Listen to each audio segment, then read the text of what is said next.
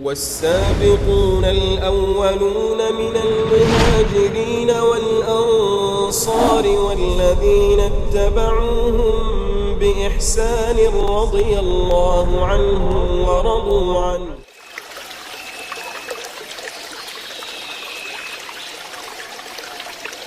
Alhamdulillah, wassalatu wassalamu ala rasulillah wa ala alihi wa sahbihi wa sallama tasliman katsira, amma ba'd. Puji dan syukur senantiasa kita panjatkan kehadirat Allah Jalla wa Ala yang telah berfirman, wa in ta'uddu ni'matallahi la tuhsuha innal insana lazalumun kafar. Dan kalaulah kalian ingin menghitung-hitung akan nikmat Allah atas kalian, la tuhsuha, niscaya kalian tidak akan mampu menghitungnya. Innal insana lazalumun kafar, sesungguhnya manusia itu pelaku kezaliman dan kekufuran. Berkat nikmat kesehatan dan kesempatan setelah hidayah taufik dari Allah Jalla wa Ala, pada sore hari ini kita dapat berjumpa dan bertemu kembali di program kajian interaktif Kitab Al-Kabair, dosa-dosa besar karya Al-Imam Az-Zahabi rahimahullahu ta'ala di radio kita ini, Syiar Tauhid Aceh 96,1 FM.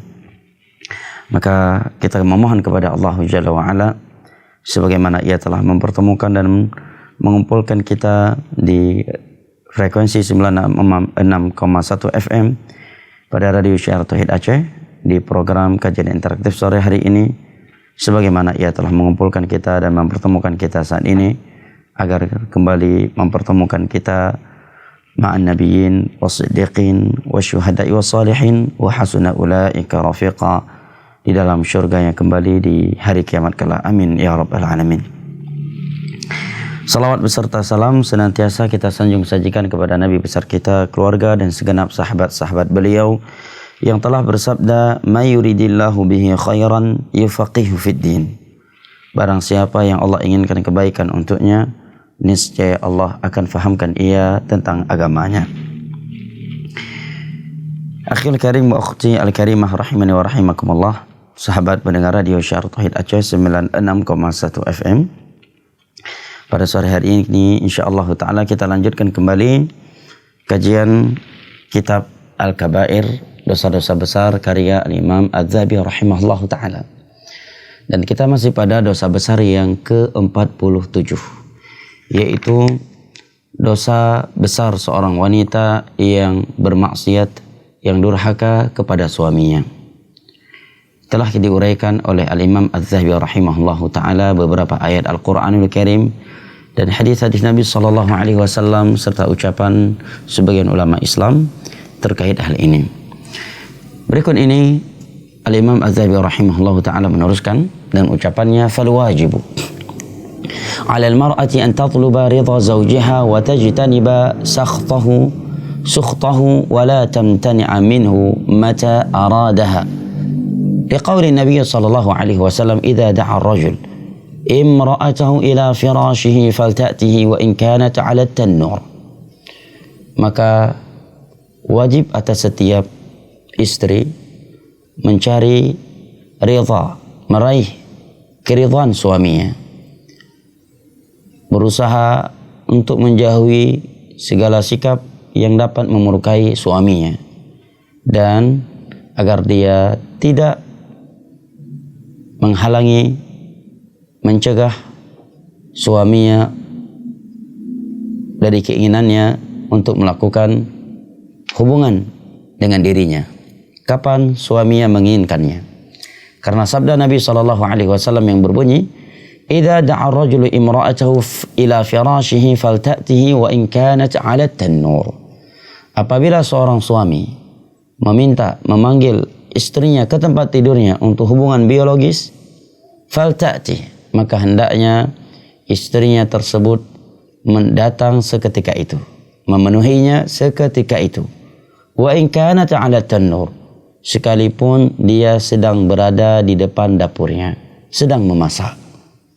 Tanur adalah tempat masak roti bagi orang Arab yang berbentuk seperti sumur, kemudian mereka tempelkan roti yang mereka masak di pinggiran sumur tersebut.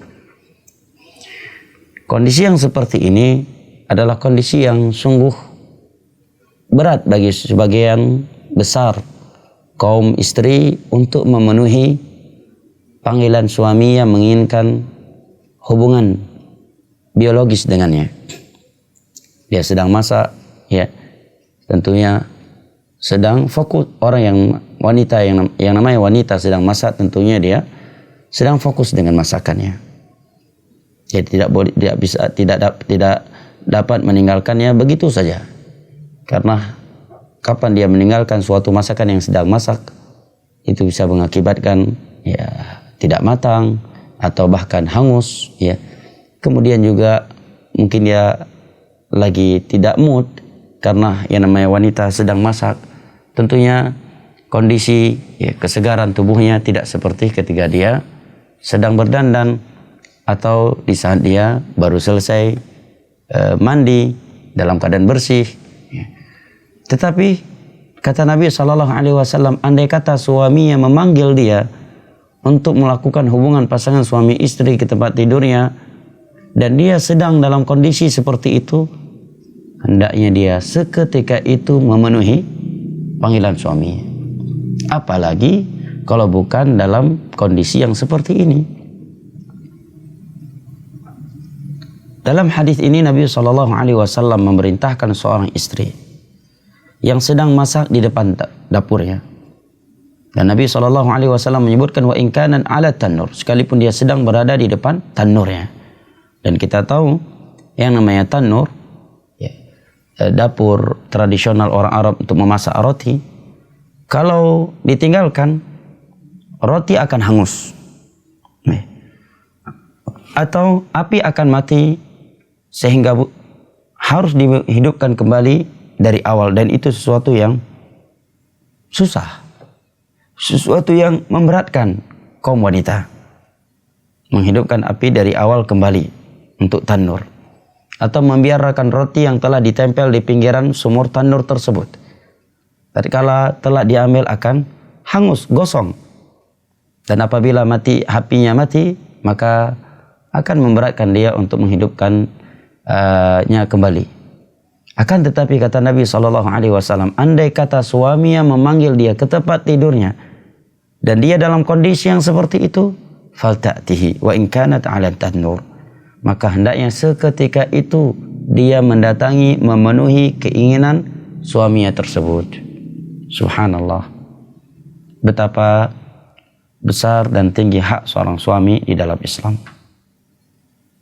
Hal-hal yang mungkin sebagian kaum wanita menganggap ini sesuatu yang sepele, sesuatu yang biasa, rupanya dalam Islam itu sesuatu yang diberikan perhatian. Mungkin bagi sebagian wanita hal yang sepele, perkara biasa, kalau dia menolak panggilan dan seruan suami yang mengajak ia ke tempat tidurnya untuk melakukan hubungan biologis, dan dia sedang nyuci, dan dia sedang masak, ya. Atau bahkan mungkin sebagian wanita sedang menyapu, lebih buruk dari itu, sedang melakukan sesuatu yang tiada manfaat sedikit pun untuk dunia dan akhiratnya. Atau bahkan dengan perbuatan yang sia-sia, sedang ngegame, sedang bermedsos, ya, sedang sibuk dengan WhatsApp-nya. Mungkin itu sesuatu yang sepele bagi sebagian kaum wanita. Rupanya dalam Islam itu bukan perkara sepele. Nabi SAW memerintahkan seorang istri yang sedang masak di depan dapurnya. Dan dapur di masa itu bukanlah dapur seperti masa sekarang. Kapan kita ingin mematikannya, kita bisa langsung mematikannya. Kapan kita ingin menghidupkannya kembali, kita bisa langsung menghidupkannya kembali. Serba mudah. Sementara dapur di masa itu adalah menggunakan api manual, yang membakar kayu, kemudian menempelkan roti di pinggirannya. Kalau tidak dijaga, jatuh, kelamaan akan gosong, nggak bisa dimakan setelah itu. Apabila api tersebut mati, dia akan menghidupkannya kembali dari awal lagi. Dan orang yang wanita di depan dapur seperti dapur tradisional orang Arab, tentunya dia sedang tidak bergairah untuk melakukan hubungan biologis dengan suaminya karena dia sedang di depan api, dia sedang tidak segar badannya. Ya. Tetapi kata Nabi SAW, andai kata suami yang memanggil dia ke tempat tidurnya, hendaknya seketika itu, jangan banyak alasan. Tengah ike dapu, tengah mangat-mangat gemata, ya, tengah mangat-mangat gemata, badan tengah hana segar, mebemi, ya, mebe bawang, ya, tengah semangat gemasa. Belum mungkin masakan yang gemasak, masakan yang urinang rata-rata cukup sulit kepentingannya. Makanan baru-baru bisa masak. Baru-baru selesai belajar masak beberapa makanan. Baru selesai les, belajar memasak, membuat beberapa makanan. Lagi buat bolu, lagi fokus-fokus buat bolu, mengadon adonan bolu, ya, atau sedang menakar gula dan semisal dengannya untuk menghasilkan sebuah bolu yang bagus. Apalagi itu bolu orderan, ya, untuk acara besar, ya. Tiba-tiba suami manggil dan dia sedang ngadon, ya, ngadon adonan bolu, dan itu bolu orderan kawannya. Kalau telat, kalau tidak enak rasanya, kalau kurang pas rasanya, berabe jadinya. Tiba-tiba suami manggil, kata Nabi, faltati wa in kanat ala tanur. Hendaknya dia datang seketika itu sekalipun dia sedang berada di depan tanurnya, dapurnya. Jangan dia berkata kepada suaminya, sabar wahai suamiku. Ya, kalau dia sabar tentunya dari awal dia udah nggak memanggil istri yang sedang masak. Karena dia sudah dalam kondisi tidak mampu sabar lagi, dia memanggil istrinya dalam keadaan istrinya sedang seperti itu. Jangan justru dia nyuruh suaminya bersabar. Atau mengeluarkan kata-kata makian, celaan. Memang suami yang tidak ada sabar sedikit pun. Memang dan seterusnya. Lagi anak mayak baru belum kawin. Anak kanam roh mantang lagi pengantin baru. Hana sabam bacut. Kan perele sehat pekan le. Hanan kalan tengah hidapu ya. Ini istri yang durhaka, istri yang tidak takut kepada Allah Jalla wa Ala. Istri yang talihah, istri yang durhaka, istri yang buruk, istri yang dilaknat oleh malaikat Allah Jalla wa Ala melalui lisan Rasulullah sallallahu alaihi wasallam sebagaimana di dalam beberapa hadis yang telah kita lewati di beberapa lembaran sebelumnya. Apabila Nabi SAW memerintahkan seorang wanita yang sedang berada di dalam kondisi yang seperti ini untuk segera memenuhi panggilan dan seruan suaminya ke tempat tidurnya, maka apalagi jika dia tidak berada di dalam kondisi yang seperti ini. Dia bukan sedang masak, dia bukan sedang cuci piring, tapi sedang santai-santai, ya, atau baru pulang kerja, atau sedang asyik main HP, maka sungguh dia tidak layak, tidak pantas, tidak boleh untuk tidak memenuhi panggilan suaminya ke tempat tidurnya. Karena memang ada sebagian wanita seperti itu. Alasan pulang kerja, sedang capek, sedang lelah, atau lebih buruk dari itu, alasannya cuma sedang tidak mood. Ini istri-istri yang durhaka dilaknat oleh Allah Jalla wa'ala dan para malaikatnya sampai suaminya memaafkan dan meridhoinya. Dan ingat, ini bukanlah perkara sepele. Sekalipun sebagian wanita menganggap ini perkara yang sepele dan biasa, tapi dalam Islam ini perkara yang diberikan perhatian khusus. Kenapa? Karena ini akan menjadi pintu perceraian di antara pasangan suami istri. Ini juga akan menjadi pintu perkelahian, pertengkaran di antara mereka. Ini juga akan membuka celah buat syaitan untuk menanamkan kebencian di hati suaminya terhadap dia. Juga akan membuka celah untuk syaitan memberikan bisikan-bisikan buruk terhadap suaminya. Baik bisikan untuk berzina, apakah itu zina besar ataukah zina kecil. Diberikan bisikan kepada suaminya untuk melampiaskan syahwatnya dengan cara-cara yang Allah haramkan, sehingga jatuh ke dalam zina, apakah zina besar ataukah zina kecil. Nah, yang dengannya seorang istri akan menyesal selama-lamanya dengan sebuah penyesalan yang dia sudah terlambat dengannya. Kemudian kata Imam Az-Zahabi rahimahullahu ta'ala, qala al-ulama, para ulama menyatakan, illa an yakuna laha 'udhrun min haydhin aw nifasin, fala yahilu laha an tuji'ahu wa la yahilu lirajul an aydan an yatluba dhalika minha fi halil hayd wan nifas wa la yujami'uha hatta taghtasil. Para ulama menyatakan kecuali dia sedang memiliki uzur seperti haid, nifas, apabila ajakan suaminya tersebut untuk melakukan hubungan biologis. Fala yahilu laha an tuji'ah, maka tidak boleh dia mendatangi panggilan seruan suaminya tersebut karena dia sedang haid atau nifas. Dan juga tidak halal bagi seorang suami meminta hal tersebut kepada istrinya sementara ia sedang haid atau nifas, dan dia tidak boleh menjimainya sampai istri yang sedang haid tersebut suci dan mandi. Suci kemudian mandi. Apabila sudah suci, darahnya telah berhenti, tetapi dia belum mandi, masih tetap tidak boleh. Syaratnya dia sudah suci dan sudah mandi.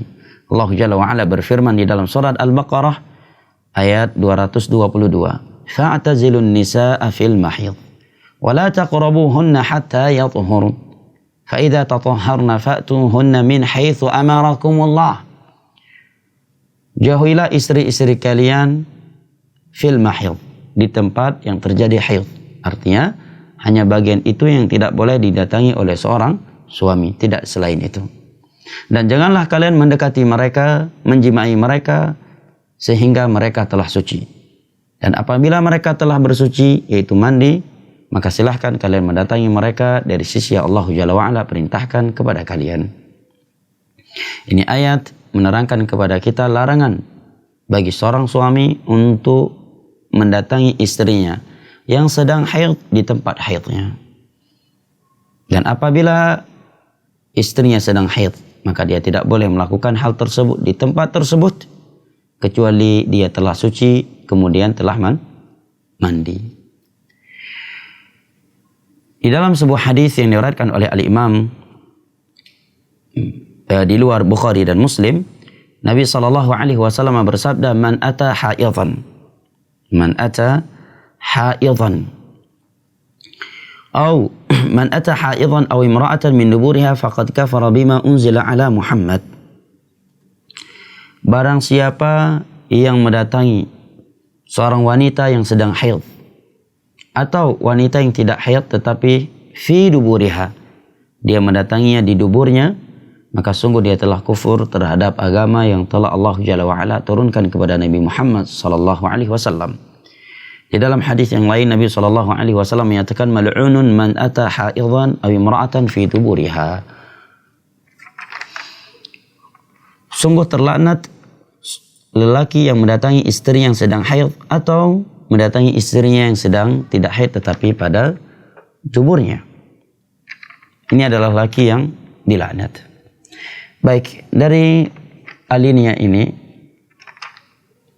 yang diterangkan oleh Imam Az-Zahabi, kita dapat memetik beberapa pelajaran.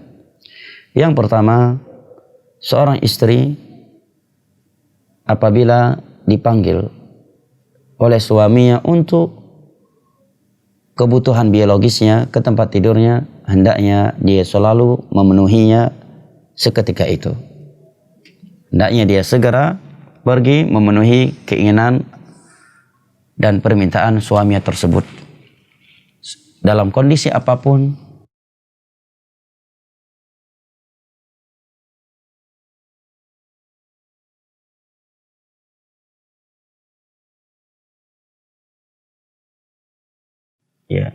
Dia membiarkan atau memenuhi panggilan suaminya tersebut di tempat yang terlarang tersebut.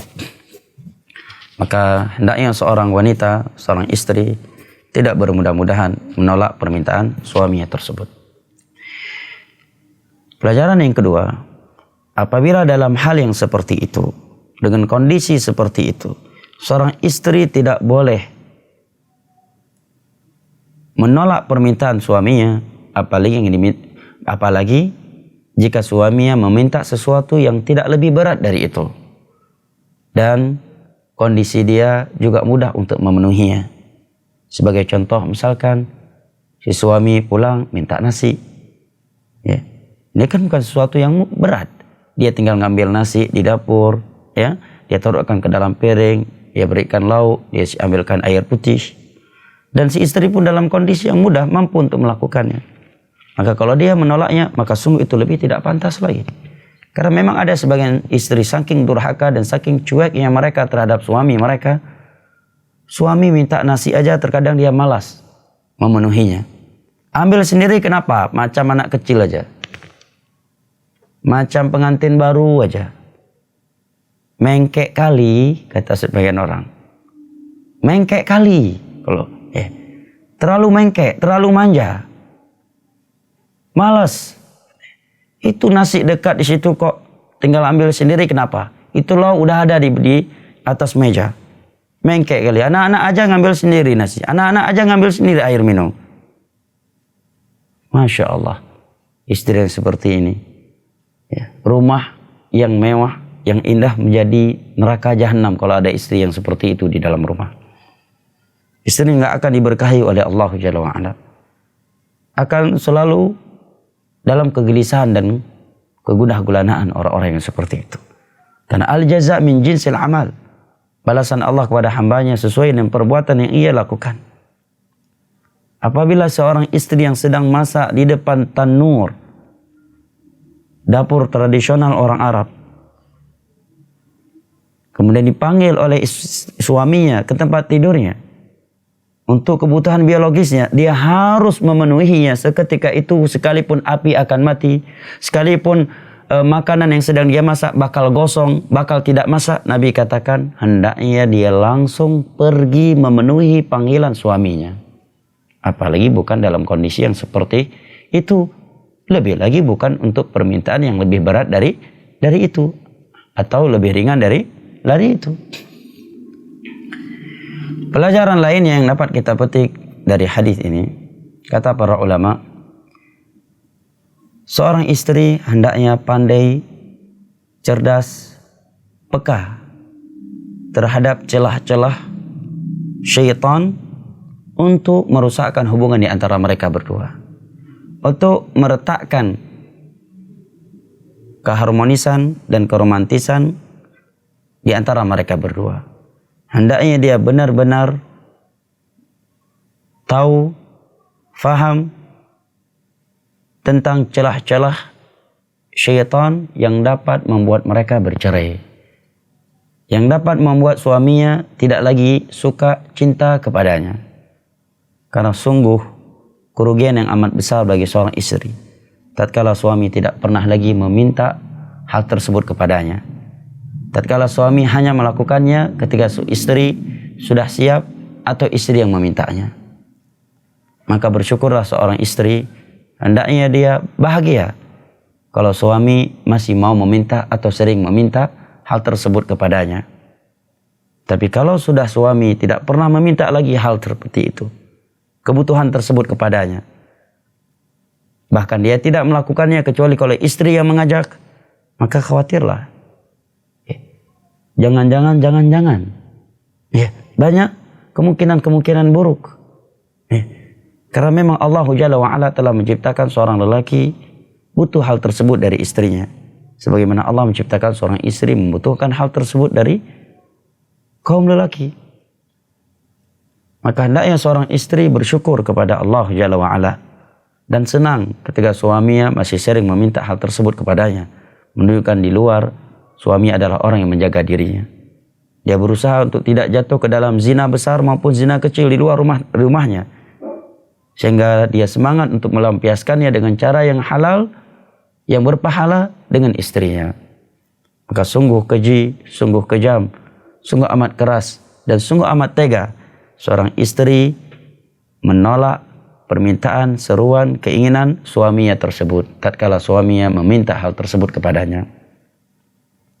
Nah, Kemudian para ulama menyebutkan sekalipun seorang istri harus demikian dengan suaminya, tetapi seorang suami juga hendaknya menjaga perasaan seorang istri. Karena di dalam Al-Baqarah Allah Jalla wa'ala berfirman, wa'ashiruhunna bil ma'ruf. Pergaulilah istri-istri kalian dengan cara yang ma'ruf, dengan cara yang baik. Andai kata dia masih mampu bersabar sampai istrinya selesai masak, sampai istrinya menyelesaikan hajatnya tersebut, maka itu lebih baik. Sekalipun si istri tetap wajib memenuhinya tatkala si suami, kapan saja suami memanggilnya. Tetapi bagi kaum suami juga hendaknya mengingat ayat-ayat dan hadis-hadis Nabi SAW yang menerangkan kepada kita keutamaan akhlak yang mulia. Dia hendaknya pandai-pandai melihat kondisi istri yang apabila dia memanggilnya dia tidak keberatan. Ya, jangan justru dia menjadi sebab si istri durhaka. Dan justru dia menjadi sebab istri dilaknat oleh Allah dan para malaikatnya. Nah, kait tepu rinang tengah itu merah. Tengah hirah cepi, tengah mata, tengah bibuan amit, tengah pasang pempeh dan amit, tengah itu manuan amit. Ikarat dan laungan. Pegang kita balik membacut. Nah, pelajaran lain yang dapat kita petik dari uraian Al-Imam Az-Zahabi di atas, bahwa mendatangi istri yang sedang haid di tempat haid atau istri yang tidak haid, tetapi Nabi sebutkan min duburiha. Mohon maaf, ini bahasa hadis, tidak bisa diterjemahkan dengan bahasa kinayah agar tidak terjadi kesalahan paham terhadap hadis Nabi ini. Istrinya sedang sehat tetapi dia mendatanginya pada duburnya adalah dosa besar. Bukti dosa besar karena Nabi SAW mengancamnya dengan laknat. Dan telah diterangkan oleh Imam Az-Zahabi di awal kitab ini bahwa di antara ciri dosa itu adalah dosa besar adalah ada ancaman dengan laknat. Lantas apa solusinya? Kadang urang agam kan sakit ulai ke. Kadang kaum lelaki mungkin sakit kepala. Ya. Kalau tidak boleh melakukan hal tersebut sama sekali, sementara istri haid, kalau haid bisa sampai 2 minggu sampai 3 minggu dan istrinya cuma 1, atau istrinya 4 tapi semuanya sedang haid, sungguh sudah ada solusi dari agama ini. Di antara solusi yang Rasulullah SAW berikan adalah apa yang beliau sabdakan, if'alu illa nikah kulla syai'. If'alu kulla syai' illa nikah. Silahkan kalian melakukan apa saja kecuali melakukan hubungan biologis jima di tempat haid. Dengan tambah hadis yang lain, di tempat kedua yang terlarang untuk dilakukan hal tersebut padanya. Selain itu diperbolehkan.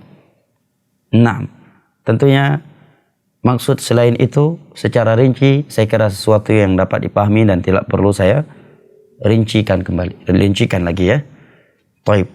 Nah, hal itu diperbolehkan. Nah, itu solusi dari Nabi SAW. Isna'u kulla syai' illa nikah. Lakukanlah segala sesuatu yang kalian inginkan pada istri kalian yang sedang haid kecuali nikah di tempat yang haid tersebut. Oleh karenanya datang dalam sebuah hadis yang diriwayatkan oleh Imam Al-Bukhari dan Muslim dari Aisyah radhiyallahu anha. Aisyah radhiyallahu anha menyatakan, "Kana Rasulullah sallallahu alaihi wasallam yattaki'u alayya wa ana haidun, fayamuruni fa'attazir fayubashiruni." Dulu ketika aku sedang haid, Nabi sallallahu alaihi wasallam selalu berada di atas pelukanku. Beliau bercengkrama denganku. Beliau memerintahkan aku untuk meletakkan suatu kain, sepotong kain di atas kehormatanku. Di atas tempat tersebut, fayubashiruni. Kemudian beliau mempergauliku. Ya. Artinya melakukan selain hubungan biologis di tempat yang terjadi haid. Maka Nabi SAW menyatakan, isna'u kulla syai'in illa nikah. Lakukanlah segala sesuatu selain perbuatan nikah di tempat yang terlarang di sebagian waktu tersebut. Nah, Kemudian Al-Imam An-Nawawi, Imam Adzabi rahimahullahu ta'ala memberikan beberapa nasihat kepada kaum istri.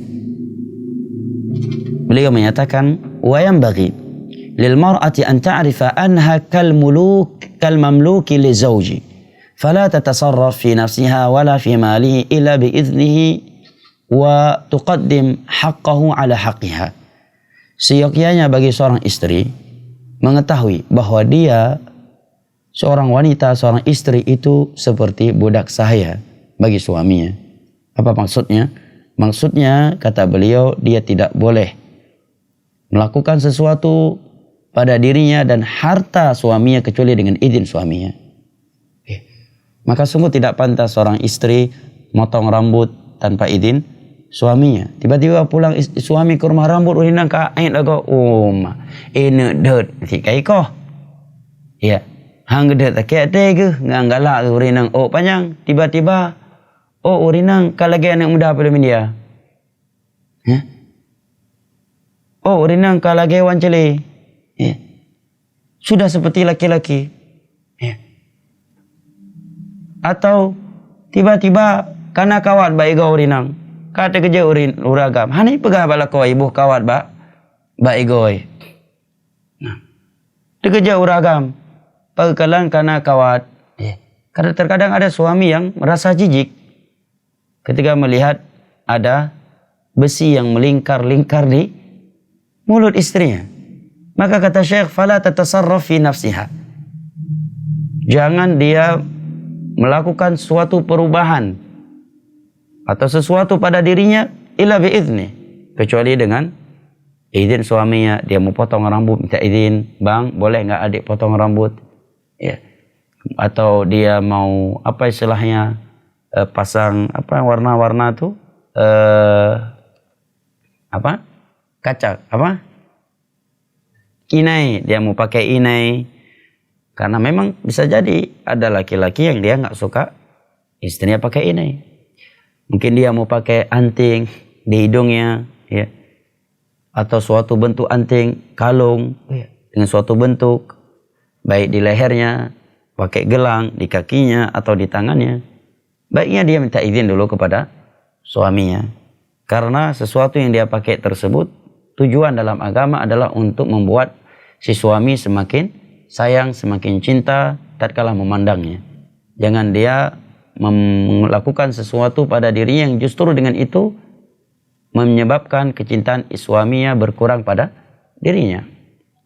Nah, karena salah blow baje, warna baje, salah pakai gelang, uru agam, hai kalian, yang gelang uberaya kalau bat aku, lagi kan gelang tu urinang, lagi bat tempat lain. Atau ibu ini dengan bentuk yang membuat suami risih melihatnya. Atau bentuk anting, bentuk kalung, bentuk cincin yang buat suami melihat istrinya justru semakin tidak cantik dengan adanya benda tersebut. Maka kata Syekh, kalau dia ingin melakukan suatu perubahan pada dirinya, hendaknya dia minta izin kepada suaminya. Naam. Wala fi malihi, demikian pula jangan dia menggunakan harta suaminya kecuali dengan izinnya. Kalau dia punya harta sendiri ingin kirim ke orang tuanya secara syar'i pada asalnya itu tidak mengapa. Tapi kalau itu adalah harta suaminya, kehendaknya dia minta izin kepada suaminya. Yang ketiga kata Syekh, hendaknya dia memprioritaskan hak suaminya atas dirinya. Wa huquq aqaribihi ala huquqi aqaribiha. Yang keempat, hendaknya dia memprioritaskan hak kerabat suaminya ketimbang kerabat dirinya sendiri. Wallahu a'lam bishawab. Untuk poin ini saya belum mendapatkan dalilnya. Karena yang jelas Nabi menyatakan dalam hadis yang lain, ibda biman ta'ul. Mulailah dengan orang yang paling dekat kewajibannya atasmu. Mungkin ini atas pertimbangan agar ya seorang istri tidak membuka pintu untuk syaitan menanamkan kebencian, kemarahan di hati suaminya terhadap dia sehingga terjadi sesuatu yang tidak diinginkan. Tapi untuk dalil bahwa hak kerabat suami itu harus lebih diprioritaskan daripada hak kerabat dia sendiri, wallahu a'lam. Wa takun musta'iddan li tamattu'ihi biha bi jami'i asbabin nadhafah. Dan hendaknya seorang istri itu nyo begak-gak dengar urinang tuah. Wahai kaum wanita, wahai para istri, tolong perhatikan baik-baik yang berikut ini. Kata Imam Az-Zahabi, hendaknya dia selalu dalam kondisi siap untuk litamattu'ihi biha. Siap untuk dinikmati oleh istri, oleh suaminya. Dengan melakukan segala sebab yang membuat dia berada di dalam penampilan yang bersih, cantik. Baik setiap uraga merpak ngainang ke si be minyak saja. Miuhan be minyak, be bawang. Han be bawang, be pampers. Bea mano urinang. Yang cukup berapa lako mina merpak urinang lagi. Urinang bea mano. Hanai mano kecuali tubik dari rumah jak badun jo hormati atau jak ba urung kawin. Miu rumah be takai jika ego na mui mano hana bea. Yang musibah re dah kuragam. Nah. Taki ule ubena uragam. Na urinang lagi.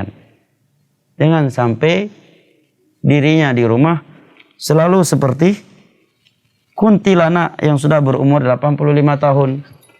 Ya, dengan dasternya yang dia jarang mandi, jarang sikat gigi, jarang berdandan, selalu bau minyak, selalu bau bawang, selalu bau pampers anak-anak. Sementara dia punya waktu untuk berdandan, dia bisa memakai pakaian yang lebih cantik dari itu. Ya. Maka kata beliau, bijami'a asbabin nadhafah, hendaknya dia selalu siap untuk dinikmati oleh suaminya dan melakukan segala sebab yang membuat dia terlihat bersih, ya, terlihat cantik, terlihat seksi di depan suaminya. Wala taftakhir 'alaiha bijamaliha. Nasihat lainnya dari Imam Az-Zahabi untuk kaum wanita, jangan pernah dia merasa atau membanggakan dirinya atas suaminya karena kecantikannya. Wala tu'ibuhu biqabhi in kana fih. Dan janganlah dia mengaibkan, mencela, merendahkan suaminya dengan suatu keburukan, kejelekan, kekurangan yang ada pada dirinya. Jangan sampai karena suaminya kurang ganteng, sementara dia wanita yang sangat cantik, bunga desa, lantas dia bersikap sombong, bersikap angkuh terhadap suaminya. Apalagi kalau dia mengeluarkan kata-kata yang menyakitkan. Idronah harus bersyukur kepada Allah.